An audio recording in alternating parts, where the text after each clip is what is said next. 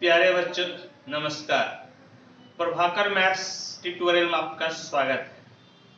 आज हम लोग इस लाइव सेशन में मॉडर्न अलजेब्रा यानी कि एब्स्ट्रैक्ट अलजेब्रा के एक बहुत ही इम्पोर्टेंट थ्योरी को पढ़ेंगे और वो थ्योरम है आपका लैग्रेंजेस थ्योरम। इस थ्योरम का नाम है लैग्रेंजेस थ्योरम। प्यारे बच्चों, ये लैग्रेंजेस थ्योरम एब्स्ट्रैक्ट अलजेब्रा का बहुत ही इम्पोर्टेंट टॉपिक है। एक तो इससे डायरेक्ट थ्योरी भी पूछता है, थ्योरम पूछता है, इससे रिलेटेड कई सारे क्वेश्चन पूछते हैं और साथ ही साथ प्यारे बच्चों अक्सर मैं देखता हूँ कि इससे ऑब्जेक्टिव भी आपका आता है। तो आइए हम लोग पहले इसके स्टेटमेंट को देखते हैं, समझते हैं और फिर इस थ्योरम को प्रूफ करते हैं। मैं आपको बता दूं कि कई बार एग्जामिनेशन में स्टेटमेंट लिखा हुआ रहता है और कई बार डायरेक्ट लिखा हुआ रहता है state and proof Lagrange's theorem. यदि स्टेटमेंट लिखा हुआ रहे तो आपको स्टेटमेंट लिखने की जरूरत नहीं है, डायरेक्ट प्रूफ कर देना है। और यदि स्टेटमेंट नहीं लिखा हुआ रहे तो प्यारे बच्चों यदि क्वेश्चन आता है state and proof Lagrange's theorem तो आप डायरेक्ट प्रूफ लिखिएगा तो आपका काम नहीं चलेगा। उसके लिए आपको स्टेटमेंट लिखना बहुत ही अनिवार्य हो जाता है, जरूरी हो जाता है। तो क्या स्टेटमेंट है, स्टेटमेंट क्या कहता है, इस चीज को हम लोग समझते हैं। क्या है? The order of each subgroup of a finite group G is a divisor of the order of group G. That is, if G is a finite group of order n and H is a subgroup of order m, then m divides n. इस चीज को पहले मैं आपको समझाता हूं। ये कहना क्या चाहता है? कहना ये चाहता है प्यारे बच्चों कि एक ग्रुप आपका G है, समझ गए? एक ग्रुप आपका G है और ये G आपका फाइनाइट ग्रुप है, समझ गए? एक ग्रुप G है, ये ग्रुप आपका फाइनाइट है और इसका ऑर्डर n है, इस ग्रुप का ऑर्डर n है। तो H जो कि G का एक सब ग्रुप है, H जो कि G का एक सब ग्रुप है जिसका ऑर्डर m है, तो यह जो आपका सब ग्रुप का ऑर्डर है यह ग्रुप के ऑर्डर को भाग देगा, समझ गए? यानी कि m भाग देगा n को। m किसको भाग देगा? तो m भाग देगा आपके n को, यानी कि ऑर्डर ऑफ सब ग्रुप भाग देगा ऑर्डर ऑफ ग्रुप को। कहने का मतलब है कि m भाग देगा n को, m डिवाइड्स n, समझ गए? m divides n। इस दोनों में से कोई भी स्टेटमेंट आप लिखकर काम चला सकते हैं। और हाँ, कोई जरूरी नहीं है कि एकदम line by line word by word आप यही स्टेटमेंट लिखिए, ऐसा कई बार नहीं हो पाता है। तो आप इस चीज को समझिए और अपने भाषा में स्टेटमेंट को लिख दीजिए, वो आपका मान रहेगा, वैलिड रहेगा। तो होप कि आपको अभी कोई दिक्कत, कोई परेशानी नहीं हुई होगी। और प्यारे बच्चों मैं आपको बता दूं कि इस थ्योरी को प्रूफ करने से पहले जो आपका बेसिक कंसेप्ट होना चाहिए, बेसिक कंसेप्ट का मतलब फाइनाइट ग्रुप क्या होता है, ग्रुप का ऑर्डर क्या होता है, सब ग्रुप क्या होता है, सब ग्रुप का ऑर्डर क्या होता है, कॉसेट क्या होता है, लेफ्ट कॉसेट क्या होता है। होप कि इस चीज को आप अच्छी तरह से भली भांति जानते हो, क्योंकि मैं पिछली क्लास में ये सब आपको बता चुका हूं। तो आपको जो बैकग्राउंड का जानकारी होना चाहिए आप भली भांति जानते हैं, और यदि आप नहीं जानते हैं आप मेरा पिछला वीडियो देख लीजिएगा, आपको भली भांति सब कुछ समझ में आ जाएगा। तो ठीक है, आइए इस चीज को अब हम लोग प्रूफ करते हैं। Proof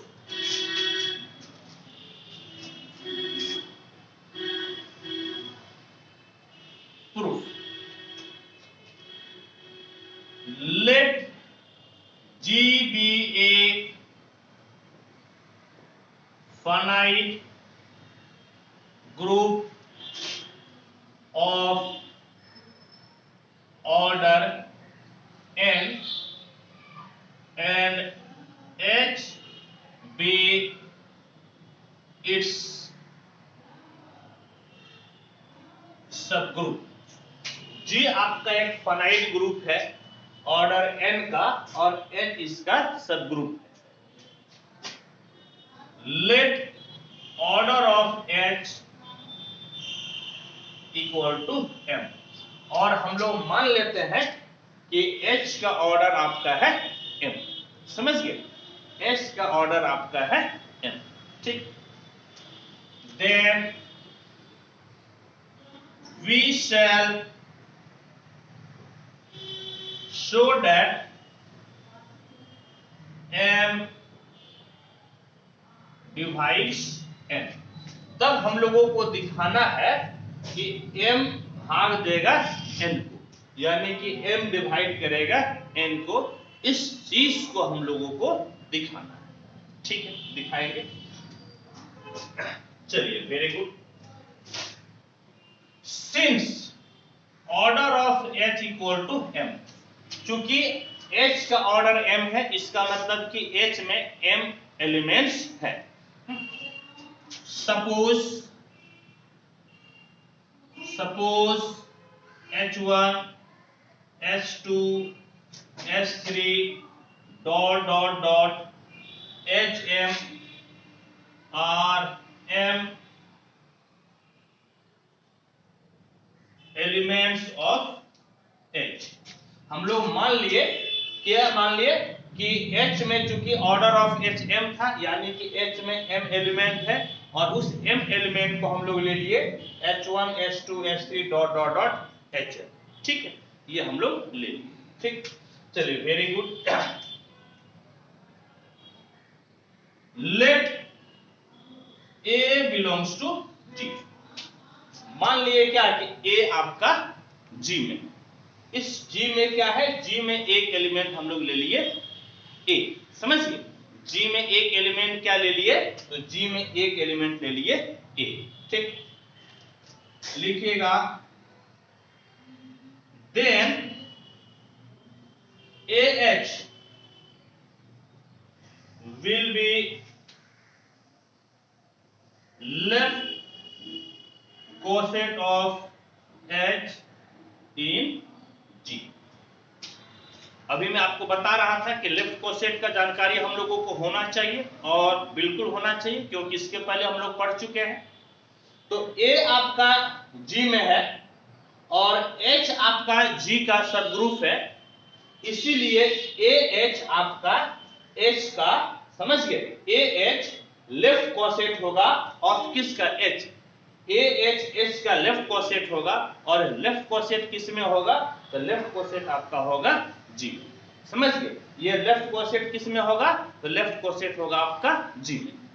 therefore ah equal to कितना हो जाएगा, तो ah इक्वल टू हो जाएगा a h1 a h2 a h3 dot dot dot a h। समझ गए, ये आपका ah यानी कि लेफ्ट कोसेट इसके बराबर हो जाएगा। और सबसे पहले अब हम लोगों को दिखाना है कि ah में ये जो m एलिमेंट है, ये सब का सब डिस्टिंक्ट है, यानी कि सब का सब अलग है। सबसे पहले हम लोगों को यही चीज दिखाना है। Firstly we have to show that ah has m distinct element. सबसे पहले दिखाना है कि ah में m डिस्टिंक्ट एलिमेंट है, और इस चीज को हम लोग बाय कंट्राडिक्शन दिखाते हैं। समझिए, इस चीज को हम लोग कैसे दिखाते हैं, तो by contradiction. For this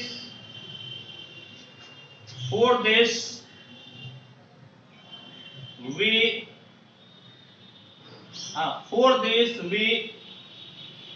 contradictory suppose that, समझ गए, contradictory suppose that यानी किसको हम लोग उल्टा दिखाना चाहते हैं। For this we contradictory suppose that ahi equal to AHJ for I is not equal to J। हम लोग मान लेते हैं कि जब कभी भी I और J आपस में बराबर नहीं है, फिर भी उस केस में AHI और AHJ आपस में बराबर है।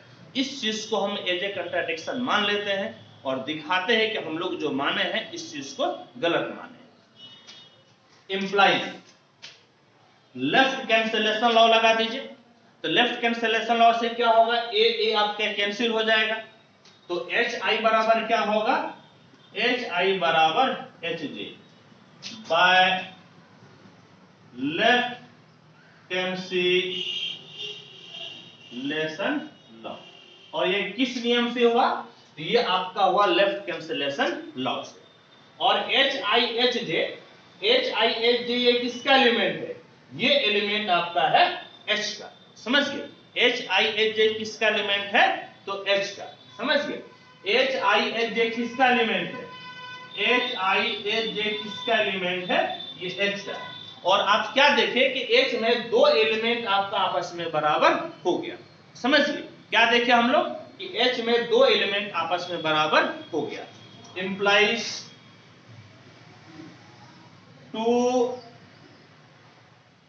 Elements of H are same, यानी कि H में दो एलिमेंट आपका बराबर हो गया।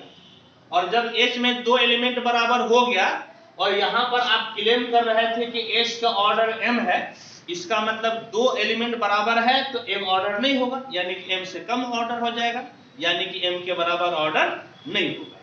Implies order of H is less than M, हाँ, यानी कि order of H is not equal to M, यानी कि ऑर्डर ऑफ H आपका जो है यह M के बराबर नहीं होगा, समझ गए।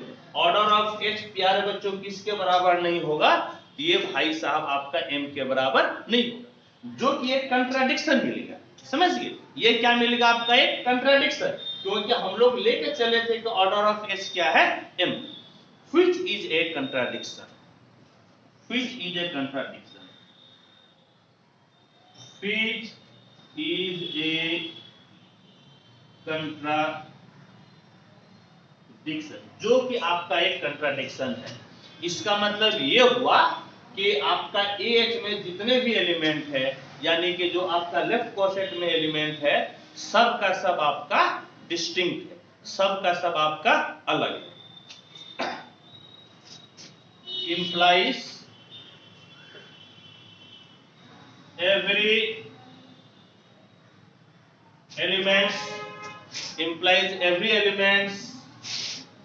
of AH are distinct, यानी कि AH का जितना भी एलिमेंट है ये सब का सब आपका डिस्टिंक्ट, समझ गए। यानी कि यहाँ पर हम लोग लेके चले तो बराबर है, लेकिन फिर एज ए कंट्राडिक्शन हम लोग दिखा दिए कि ये बराबर नहीं है, बल्कि सब का सब आपका अलग, ठीक।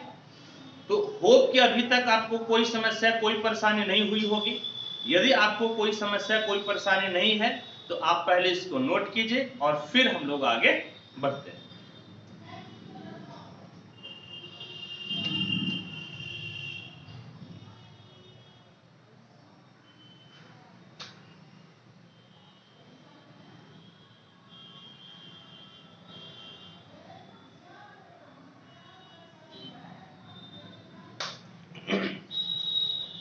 तो होप कि अभी तक आपको कोई समस्या परेशानी नहीं होगी। तो अब देखिए, अब हम लोग क्या करते हैं कि अब हम लोग क्या जानते हैं इस चीज को पहले लिखते हैं। also we know AIH intersection AJH equal to 5, AIH intersection AJH equal to 5। कहने का मतलब है कि दो आपका डिस्टिंक्ट लेफ्ट कोसेट में कोई भी आपका एलिमेंट कॉमन नहीं होता है, समझ गए। कहने का मतलब क्या हुआ, कहने का मतलब है कि that is two distinct left coset has mutually disjoint. Mutually disjoint. समझ गए? यानी कि दो आपका अलग अलग लेफ्ट कॉसेट क्या होता है, तो दो आपका अलग अलग लेफ्ट कॉसेट आपका म्यूचुअली डिसजॉइंट होता है। इस चीज को हम लोग लेफ्ट कॉसेट या यू कह के कॉसेट में हम लोग पढ़े थे। और कॉसेट में क्या क्या पढ़े थे, आइए उस चीज को भी यहां पे लिखते हैं। तो उस चीज को लिखते हैं, हाँ,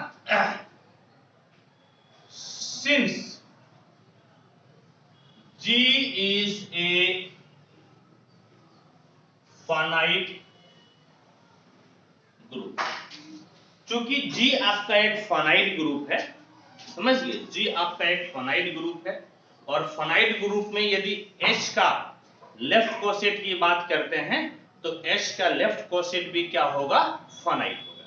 समझिए चूंकि G आपका फाइनाइट है, H इसका सब ग्रुप है, तो H का जितना भी लेफ्ट कोसेट होगा वो सब का सब क्या होगा, फाइनाइट होगा। तो लिखेंगे since G is a finite group, so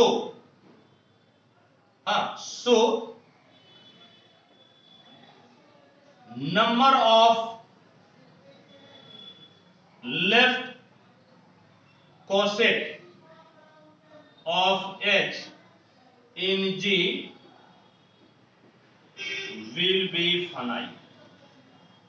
ये भाई साहब क्या होगा, ये भाई साहब आपका फाइनाइट होगा।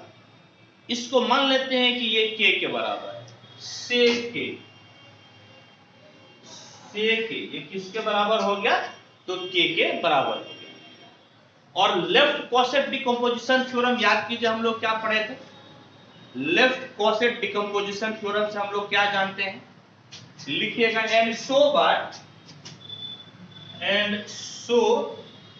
बाय लेफ्ट कोसेट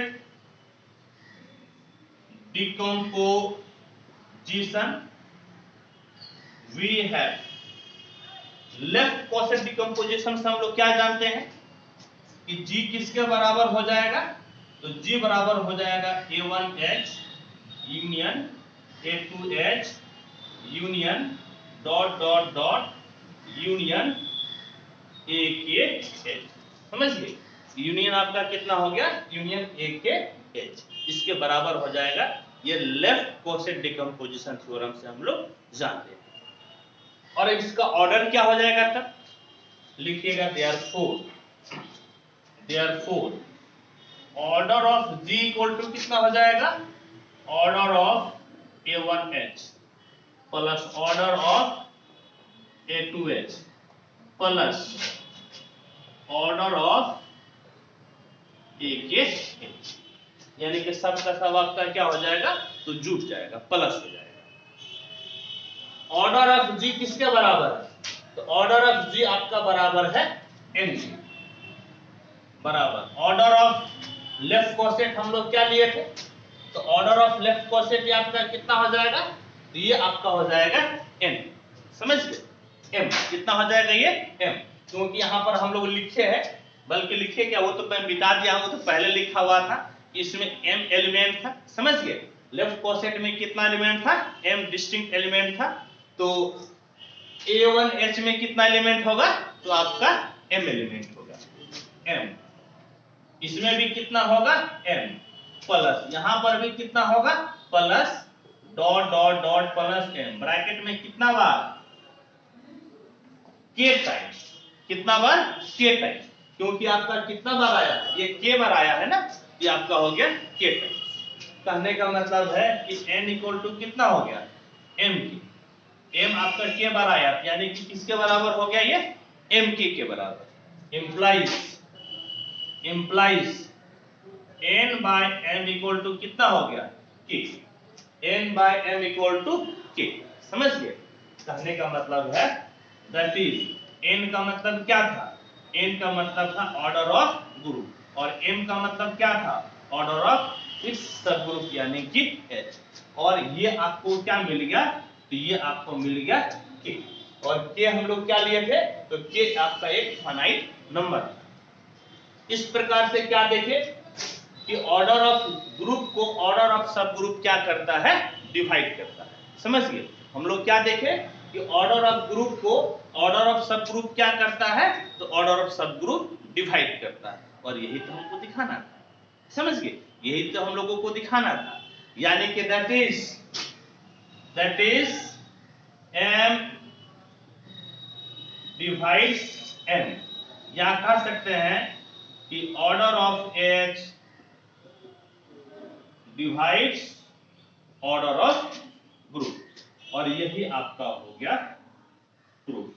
समझ गए, यही आपका क्या हो गया, ये आपका हो गया ठीक। यानी कि ऑर्डर ऑफ ग्रुप को ऑर्डर ऑफ सब ग्रुप क्या करता है, तो भाग देता है। प्यारे बच्चों मैं आपको बता दूं कि इसका जो है ना जस्ट कन्वर्स आपका सही नहीं होता है। समझिए इसका कन्वर्स सही नहीं होता है। कहने का मतलब है कि यदि आपका ऑर्डर ऑफ ग्रुप को ऑर्डर ऑफ जी को ऑर्डर ऑफ एच भाग दे, तो कोई जरूरी नहीं है कि एच आपका सब ग्रुप जी का होगा। समझिए, यानी कि यदि ऑर्डर ऑफ जी को ऑर्डर ऑफ एच भाग दे तो इसकी कोई गारंटी नहीं है कि जी का सब ग्रुप आपका एच है। इस चीज को हम लोग एक एग्जांपल से समझते हैं। हालांकि थ्योरी आपका यहीं पे प्रूफ हो जाता है, लेकिन मैं आपको एडिशनल बता देता हूं।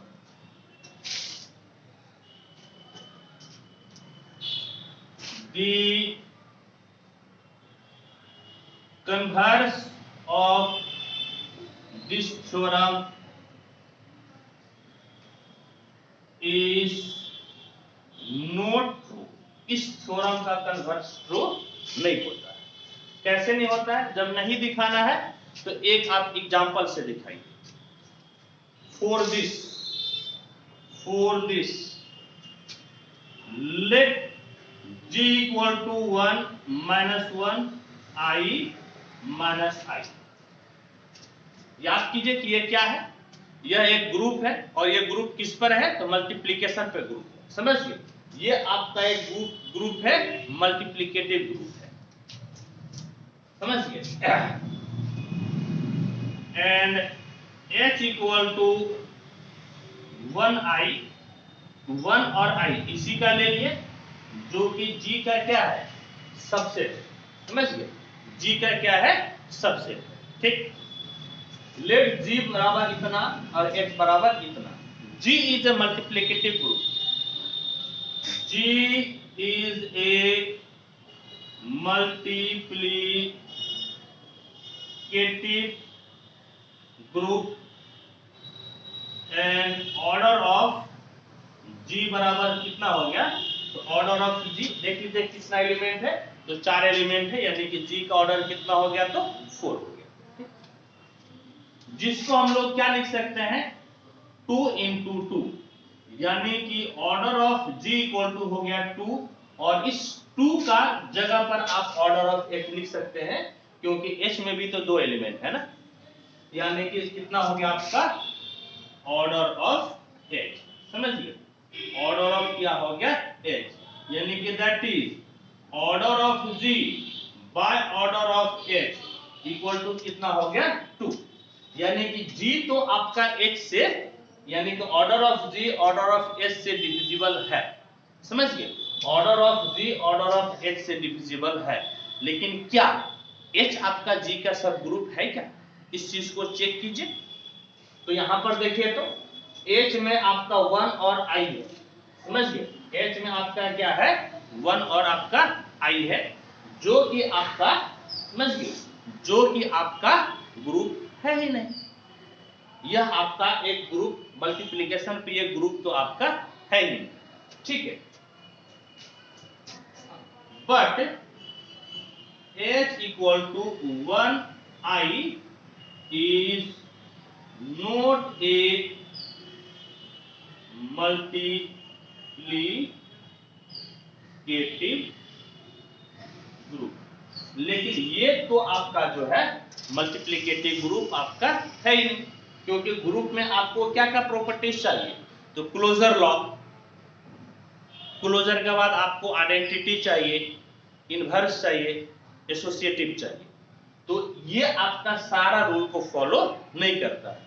किस ऑपरेशन के तहत, तो मल्टीप्लिकेशन ऑपरेशन के तहत। और जब ये ग्रुप है ही नहीं तो सब ग्रुप कैसे होगा, जब ये ग्रुप है ही नहीं तो आपका सब ग्रुप भी नहीं हो सकता है।